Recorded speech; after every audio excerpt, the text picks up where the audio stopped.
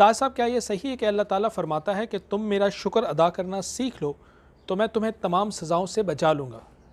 کیا یہ واقعی اتنا آسان ہے؟ جی عادل، بالکل صحیح کہہ رہے ہیں آپ۔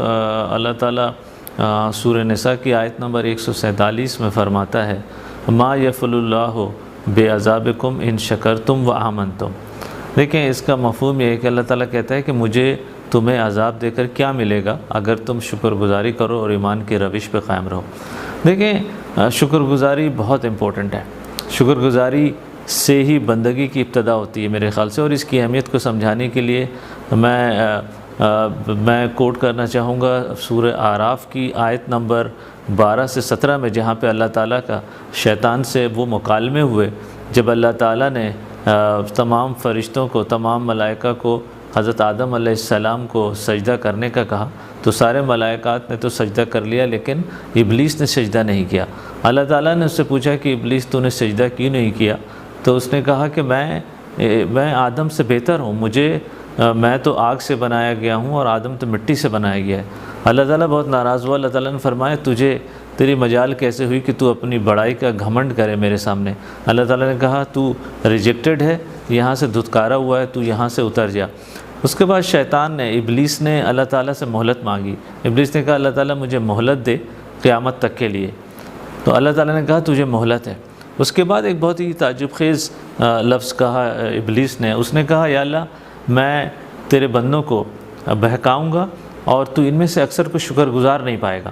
میں جب سوچتا ہوں کہ شیطان نے یہ ورڈ شکر گزار کا کیوں یوز کیا، اس نے یہ کیوں نہیں کہا کہ تو اکثر کو ایماندار نہیں پائے گا یا نمازی نہیں پائے گا یا اخلاق والا نہیں پائے گا، اس نے کہا تو ان کو شکر گزار نہیں پائے گا۔ بیسکلی شیطان نے اللہ تعالیٰ کو یہ چیلنج کیا کہ یہ انسان جسے تو نے مجھ پر فضیلت دی ہے، میں یہ ثابت کروں گا کہ یہ انسان کتنا ناشکرہ ہے، کتنا احسان فراموش ہے اور کتنا نمک حرام ہے۔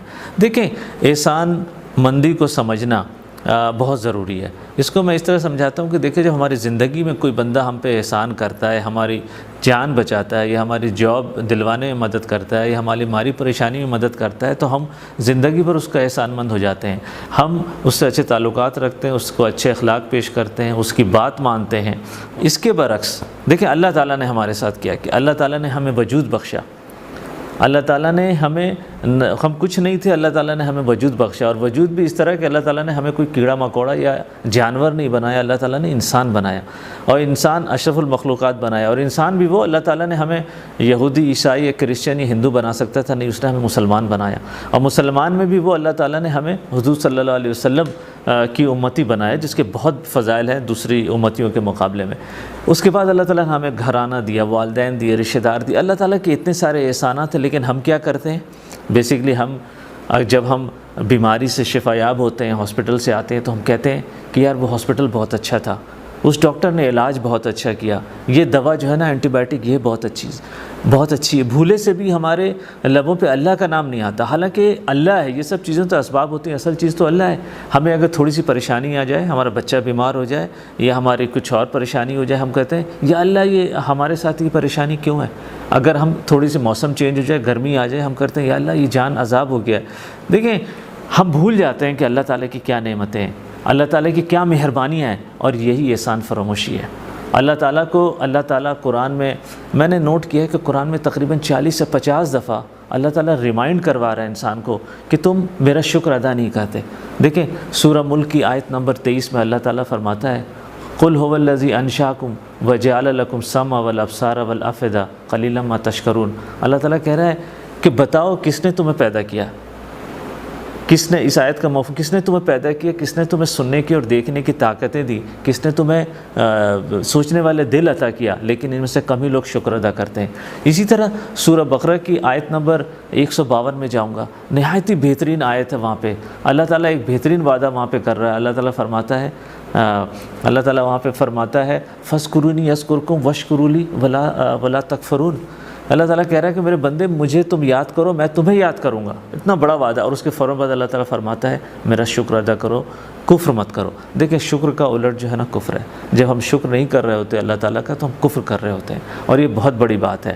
ہمیں پتہ نہیں چلتا اور ہم ناشکری کر رہے ہوتے ہیں۔ دیکھیں، ہم نے شکر کو سمجھا نہیں ہے۔ شکر میں مفسرین بتاتے ہیں 3 ایلیمنٹس ہیں شکر کے. ایک تو یہ کہ جب آپ شکر ادا کر رہے ہوتے ہیں اللہ تعالیٰ کا دل سے، یہ قلبی شکر گزاری ہے، ٹھیک ہے، اچھی بات ہے.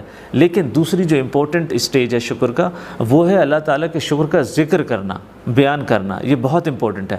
اس کو جیسے قرآن میں سورہ دہا کی آخری آیت میں اللہ تعالیٰ نے فرمایا وَأَمَّا بِنِعْمَتِ رَبِّكَ فَحَدِّثْ، مطلب شکر گزار. اللہ تعالیٰ کہتا ہے کہ میرے نعمتوں کا شکر ادا کرو، نہ صرف خلوت میں بلکہ لوگوں کے سامنے. یہ شکر گزاری کا امپورٹنٹ کمپوننٹ ہے جو ہم نہیں کہتے. اس کے بعد تیسری اور بہت امپورٹنٹ چیز جس کے بغیر شکر گزاری مکمل نہیں ہوتی، وہ یہ ہوتا ہے کہ اللہ تعالیٰ نے جو ہمیں نعمتیں دے رکھی ہیں ان نعمتوں کو ہم اللہ کی راہ میں خرچ کریں. اس کے بغیر شکر گزاری مکمل. جیسے اللہ تعالیٰ نے ہمیں مال دیا ہے، اللہ کی راہ میں خرچ کریں. اللہ تعالیٰ نے ہمیں حکمت دی ہے، اللہ تعالیٰ لوگوں کو اچھے مشورے دیں. اللہ تعالیٰ نے ہمیں علم دیا ہے، لوگوں کو علم بانٹیں، علم پھیلائیں. اللہ تعالیٰ نے ہمیں عزت دی ہے، لوگوں میں عزت دیں، عزت پھیلائیں. دیکھیں یہ ہے شکر گزاری. اگر ہم شکر گزاری کر لیتے ہیں تو اس میں مجھے کوئی شک نہیں ہے کہ اللہ تعالیٰ ہمیں اپنے اللہ تعالیٰ کو کوئی شوق نہیں ہمیں عذاب دینے کا. اور اس آیت میں جو دوسری کنڈیشن تھی وَآمَنْتُمْ إِن شَكَرْتُمْ وَآمَنْتُمْ، اور تم ایمان کی روش اختیار کرو. دیکھیں میرا ماننا ہے کہ جب ہم شکر گزاری اپنا لیتے ہیں اپنے اندر تو ایمان کی روش پہ ہم خود ہی چلنے لگیں گے. ایمان کی جو شارٹیسٹ ڈیفینیشن ہے سورہ انفال میں وہ یہ ہے کہ اللہ تعالیٰ اور اس کے رسول کی فرما برداری یا اطاعت کرنا. اگر شکر گزاری آ جائے تو یہ چیز خود بخود آ جاتی ہے. آخر میں وائنڈ اپ کروں گا میں پھر اللہ تعالیٰ کی ایک بڑی امپورٹنٹ آیت سے. سورہ رحمان میں اللہ تعالیٰ فرماتا ہے فَبِأَيِّ آلَاءِ رَبِّكُمَا تُكَذِّبَانِ، اور تم اپنے رب کی کن کن نعمتوں کو ٹھکراؤ گے. شکر گزاری کو ہم اپنا امپورٹنٹ کمپوننٹ بنا لیں اگر پرسنالٹی کا، تو میرے خیال سے ہماری آخرت کی کامیابی گارنٹیڈ ہے.